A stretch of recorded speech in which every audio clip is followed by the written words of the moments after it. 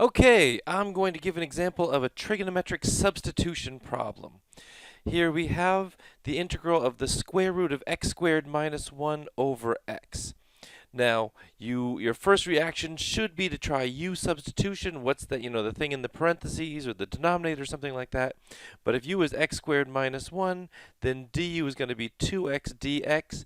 Sure, we can divide by the 1/2 and get 1/2 du equals x dx, but we don't have it. This is a 1 over x dx. It's not going to work, so this is out.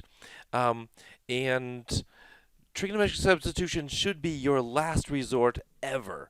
So, okay, and then when you see this x squared minus 1, you should be thinking, oh, isn't tangent squared of theta plus 1 equals secant squared of theta, so secant squared of theta minus 1 is tangent squared of theta. You're thinking about this, and you think, okay, if I could somehow turn this x into a secant, then secant squared minus 1 would be tangent squared, and the square root of tangent squared is just going to go away. Wouldn't that be nice?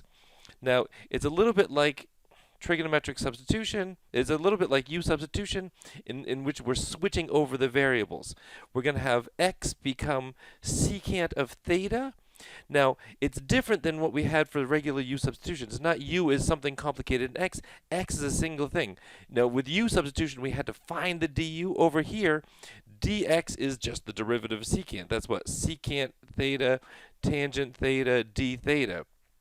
So we turn this dx over here directly into that. So what do? I'll do this sort of in slow motion. This is the integral. The square root of x squared becomes secant squared of theta minus 1. This x down below becomes secant of theta, and this dx becomes secant of theta, tangent of theta, d theta. This is a thing that a lot of people forget. Okay. These secants go away. That's lovely. The square root of secant squared minus 1. Secant squared minus 1 is tangent squared. The square root of tangent squared is just tangent. So this thing turns into the integral of tangent of theta times tangent of theta d theta. And now this is where you think, oh, I've done so much work, and despair. How on earth do we take the integral of tangent squared? The trick for tangent squared is to do this thing all over again. Tangent squared is secant squared of theta minus 1. How would you have known to do that? Maybe you wouldn't. Maybe that's why I'm doing this as the example.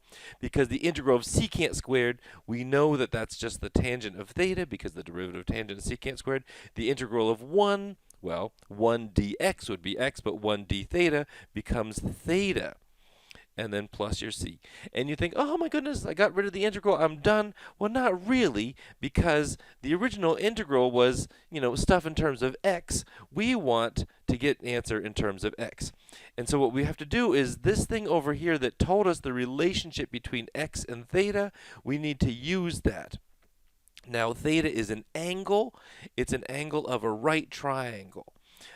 What do we know about this right triangle? We know the secant is x. Secant is 1 over cosine. Cosine is adjacent over hypotenuse, so hypotenuse over adjacent has to be x. I'm going to use x and 1. And if I use the Pythagorean theorem, this squared plus 1 has got to be x squared. It's going to be the square root of 1 minus x squared. Quite curiously, it's something from the original formula. Wait, 1 minus x squared? No. X squared minus 1.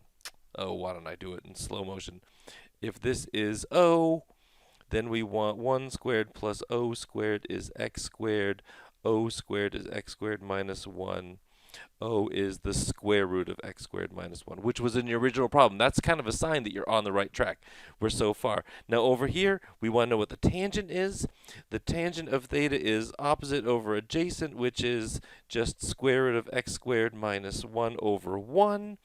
And then the theta, well, there's a lot of ways we could use theta, but the most natural way is if x is the secant of theta, then theta is the inverse secant of x. So tangent of theta is the square root of x squared minus 1 minus theta is secant inverse of x plus c. That's a little awful. I could have also used this also. If the tangent of theta is that, then this is the square root of x squared minus 1 minus solve wait, solve this for x. Oh no, solve this for theta. If tangent of theta is this, then theta is tangent inverse of square root of x squared minus 1. So how about maybe minus the tangent inverse of square root of x squared minus 1 plus c?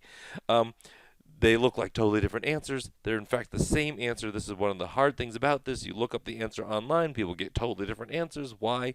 There's a lot of different ways to write things.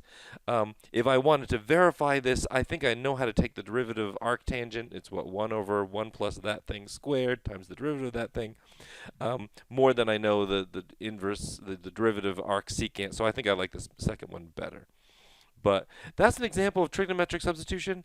You take an integral that doesn't look so awful, doesn't look as awful as it has trigonometry, but regular U substitution doesn't work. Nothing else is working. We think, do I have to do this? We have to do this. You replace all of the x's with trigonometric things so that you can use these trigonometric formulas to simplify things. A square root of x squared minus 1, you can't call that square root of x squared minus square root of 1, but if secant squared minus 1 is tangent squared, you can turn that into square root of tangent squared, which is just tangent.